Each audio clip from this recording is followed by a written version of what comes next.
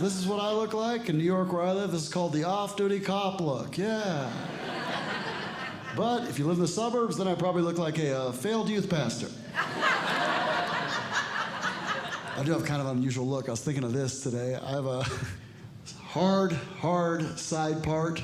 Yeah, very trustable face. I look okay in a suit. I look like I could go to some small town in Utah, run for mayor, win, and not even live there. I'm proud to be your mayor. And I promise to consider moving here. Eventually, yeah. Some of you are nodding, like, he does look like a mayor. I'm actually a lot older than I look. My kids are 24 and 26. I know. I got married when I was 10. My daughter wanted to get married at 19. 19, a little young, I thought. I don't know. And the guy she's with didn't want to ask permission. The new generation of men, they're very brave online. You know, these YouTube comments, very brave. In person, not as much. You have to ask, buddy. Listen, you have to ask. I'm old school. You want to marry my daughter, you have to come over to my house, knock on my door, and fight me. Somebody clapped. The weird thing about looking like a Utah mayor is I actually grew up mostly in Ecuador and El Salvador. Weird, right? My name is Kirk Smith. It's as white as it gets, guys. In New York, I'm a Bronx guy. And when I moved to the Bronx, my buddy was like, "You're moving to the Bronx? You're not scared to live in the Bronx?" And then I had to explain. I was like, "No, man. I grew up in the 80s in El Salvador." Which is like growing up now in El Salvador. And they moved to Ecuador. Now, Ecuador's a little country. New York City, not a lot of Ecuadorians. Dominicans, Puerto Ricans, those are the big two group of Latinos. Every once in a while, they'll meet somebody that's like third generation from Ecuador, and then they won't believe me that I'm from Ecuador because I look like a Bible salesman. And I said, like, "You're from Ecuador? Really? What part?" And I'll tell them the truth. En la ciudad, Guayaquil. El vecindario Ordesa, pero también vivimos en Chance, en La Garzota, en el sur. No sé si lo ubicas. And then they'll say, "I don't speak Spanish."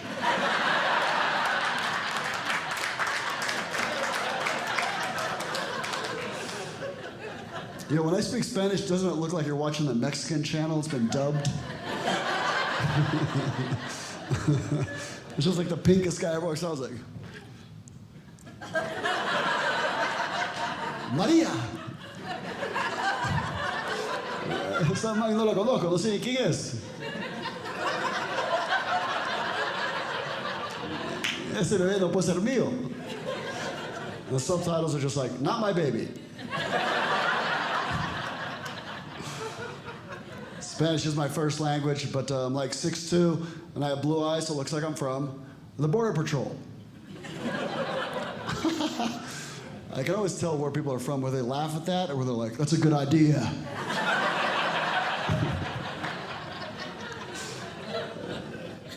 That's funny. Speaking of the border, I was in Norway. I do some cruises sometimes, and I did one in Norway recently, and wow, that was an experience. The Border Patrol agent in Norway was one of the most beautiful women I've ever seen in my life. I know, it's crazy. She's like, "What are you doing here?" I'm like, "Honey, anything you tell me." "No, what's your purpose in Norway?" "I think it's fate." "Do you have anything to declare?" "I think I'm in love and I'd like a thorough pat down." Americans don't know a lot about geography. I don't know if you know this, a lot of Europeans think Americans are dumb. Yeah, I don't know if we're dumb. I don't know. You know, we've got NASA. You know, there's no Portuguese NASA. We've got Tesla. You know what I mean? There's no Italian Tesla. You ever driven a Fiat? Fix it again, Tony. Well, one thing Americans don't know anything about is geography. It's very interesting. They don't know. They don't care to know. I don't understand exactly why. And one of my favorite things in the world is when somebody's very confident but wrong. I love that. That's my love language.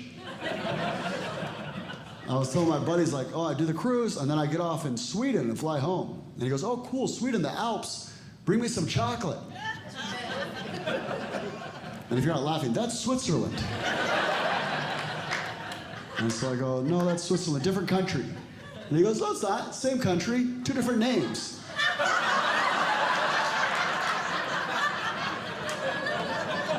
Continue. Yeah, you know, like the Netherlands and Germany. Do you think it's like 4 countries in Europe with like 40 different names? This week we're in Spain, or as the locals call it, Italia.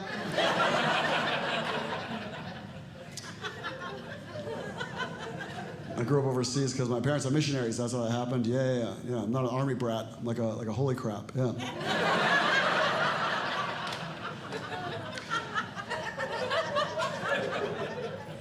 Tried to live in LA. It was not for me. A lot of nice people. The traffic situation is not for me. Woof. Nowhere to park. This is not an exaggeration. Sometimes I would park 9 blocks from my apartment. I bought a Razor push scooter just to keep in the trunk of my car to go the 9 blocks from my car to my apartment. I don't know if my neighbors ever knew that I had a car, because they would just see me leave on the morning on a scooter, come back on a scooter. Where's that guy going? I don't know. He's sitting at a date, and then the guy's little scooter just pushed away like he's 5.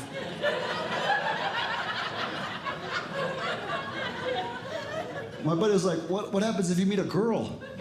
What happens if you try to bring a lady over to your place? I'm like, that's a good point. I bought a second scooter.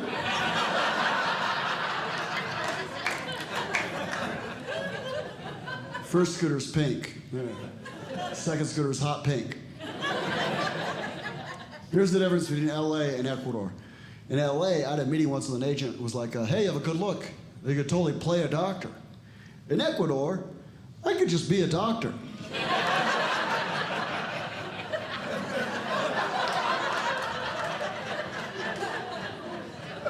Don't I kind of look like the doctor at a fertility clinic? Where all the kids kind of look like me? Who needs a baby who looks like Macaulay Culkin and sounds like Nicolas Cage? Who wants one? Who wants a little Kirk? I am dating again, and what a nightmare. I was married for 17 years, and technically I'm widowed, she passed, and it's a nightmare out there. Listen, first of all, I always tell my friends, if you're in a tough relationship, just stay in it. There's nothing out there. That's sad laughter. That's my favorite. I've dated 2 diabetics, so clearly I have a type. Type 1. Listen, they love a sugar daddy. I did it a second grade teacher. That's quite nice. They're very positive. It's great for your ego, you know. We were hanging out. I parallel parked. I kind of screwed it up. And she's like, Kirk, that was terrific. Your mom would be so proud. When we're making out, she gives me those gold stars.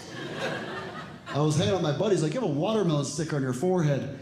Oh yeah, I was a good boy earlier. I forgot. My best friend in LA, his name Eddie, is a lunatic. I went on a date with a girl, nice girl, no spark between us. And I'm like, I'm not gonna see her again, I don't think. He's like, you didn't like her, buddy. Do me a favor, send her my way. I'm like, buddy, dating doesn't work on a referral basis. I gotta be like, Lisa, I had a nice time with you. I'm sorry it didn't work out. Hey, listen, I'm gonna hand you off to my associate Alex at this point.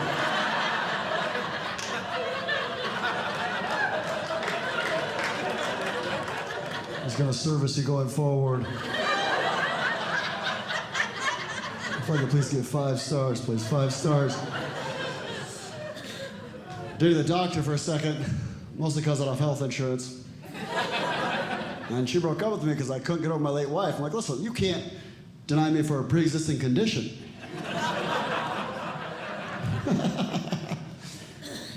Dated a lawyer for a second. Hard to date a lawyer. You know, lawyers argue for a living, right? But she's a woman, also just better at arguing than I am. I could not win an argument. Let me give you an example. One time, she forgot to pick me up from the airport. And I was upset.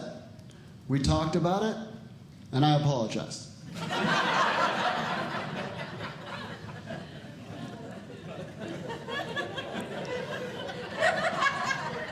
The last girlfriend I didn't work out, our star signs didn't line up. You know what I'm talking about? Yeah.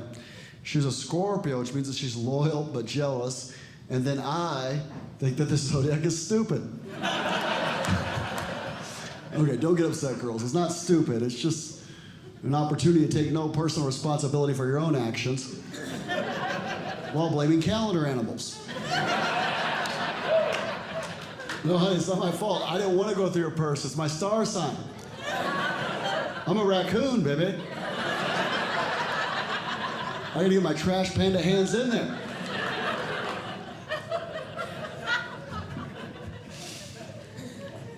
It is funny how I would never say that to women. Like, it's funny how you talk to men and women just very differently. It's very interesting. I was thinking about that the other day. Here's my latest thing that drives me crazy on planes. I'll sit next to somebody. I'm not big, but I'm wide enough to where it's like I touch people on both sides on a plane, and a woman will sit next to me, cross her legs, and put the bottom of her shoe on my like bare naked leg. Oh, it's gross. And I told my buddies, I'm like, this is what happened. He goes, what do you do? I'm like, I did the same thing I do anytime a woman walks all over me. I said nothing. And then I offered her a ride home from the airport. But if it's a man, you're gonna tell him. It's just different. You talk to men differently. I don't know, I do. This is a good example. I saved this guy from drowning one time, but I was so rude to this guy. Here's what happened. We're in Cozumel. We're out, about 30 yards out. I'm not saying I'm fat, but I float. I'm floating around, and there's a guy about 10 yards from me, and he's yelling at me. Not in English, not in Spanish, not Romanian, nothing I speak. I don't know, I don't know what. And I'm like, it's my day off, and I'm like, what do you want? And he keeps going. And I'm like, I can't understand when your face is in the water.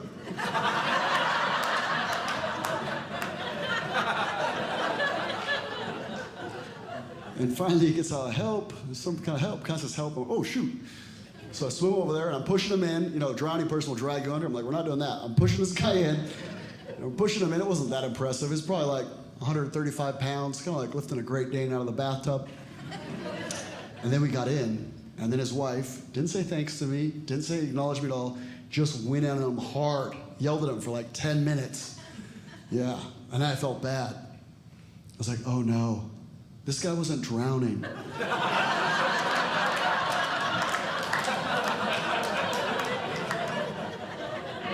He definitely walked into the ocean to get away from this lady. So I did the right thing, I had to. I pushed him back in.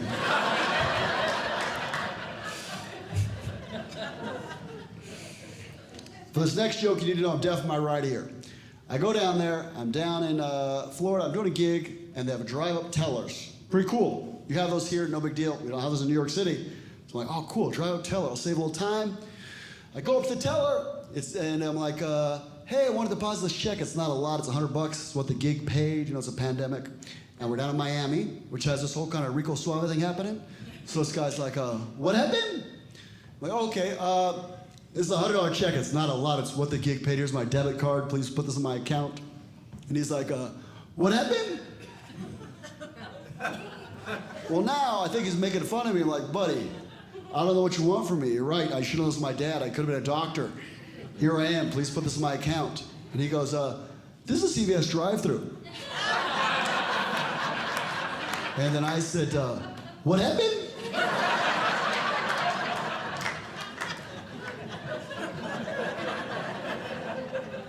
This older lady saw my New York City plates, and she's like, they may not like you down here. They may not like you. Too many New Yorkers down here right now. Too many. I'm like, you don't think they're like me in Florida? Come on, lady. Lady, I speak English. I speak Spanish. I am older than I look, and I'm a Christian, but I'm bad at it. Lady, I am Florida.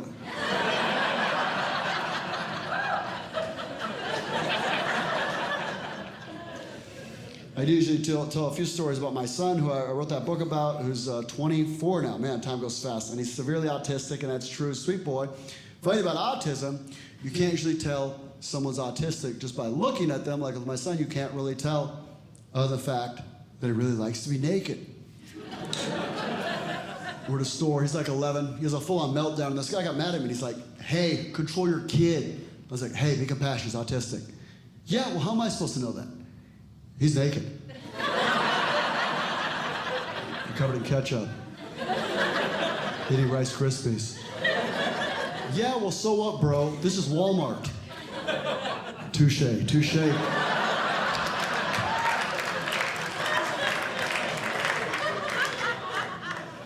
Do you ever say to yourself, let's go to the nice Walmart?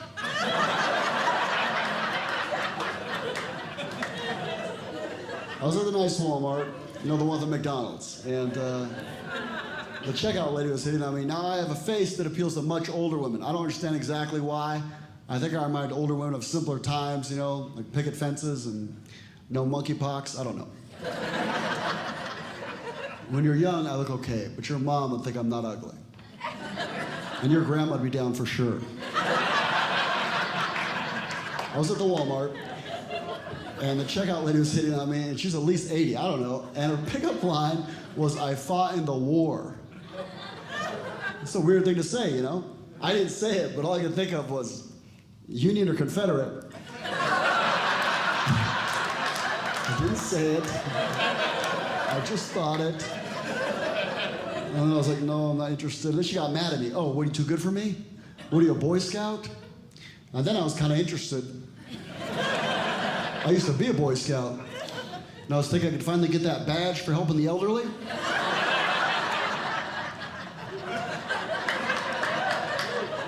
She wasn't a cougar. She was like a meerkat.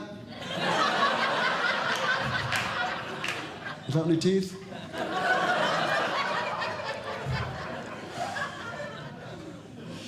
Autism's in the news more now. Now there's some great shows. Love on the Spectrum is one of my favorites on Netflix. There's Atypical is a good show. But back when my son was diagnosed 20 years ago, all we had was Rain Man. That was really the only show that talked about it. And I remember 20 years ago I was explaining my son's condition to Matt, one of my best friends in New York, who has more issues than my son. And I'm like, my son's autistic, and my buddy Matt comes back with, what's wrong with keeping artistic? A lot of kids are artistic. You know, not everybody likes sports.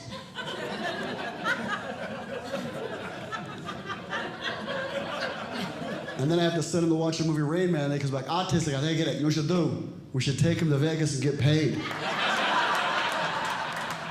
And then I have to explain, like, my son's not one of these autistics that likes numbers. He likes ketchup and running around naked, like his old man. My buddy's always bragging about his kids. He's like, my kid's on the honor roll. And then I get defensive. I'm like, well, my kid stopped peeing in the closet. Except for your house.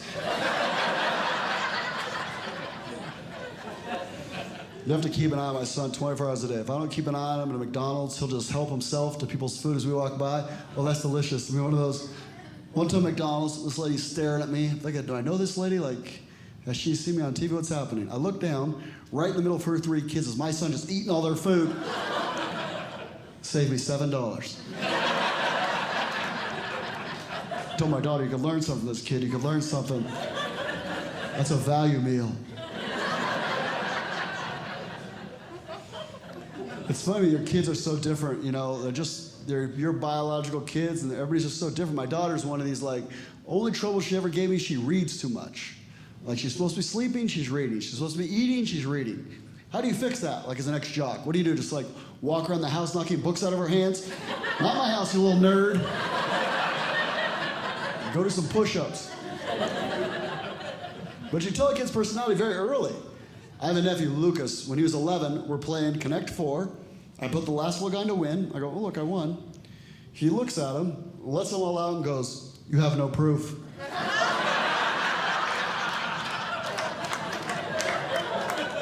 $11. Wow, you're gonna be a politician for sure. Just do the thing. Small town mayor, you could do it. Yeah, it's just different. My daughter's, she just books. That's all she cares about. Like, Lord of the Rings comes out. She reads the books before the movie, one of these kids. We're sitting at the dinner table, and she looks up, and I look up. And she's like, Dad, do you think that the Lord of the Rings is an allegory for the Bible where Gandalf's messianic figure and his death brings redemption to the people? I was thinking about ketchup. I'm taking my pants off, right, son? You guys have been terrific. My name is Kirk. Have a good night, guys.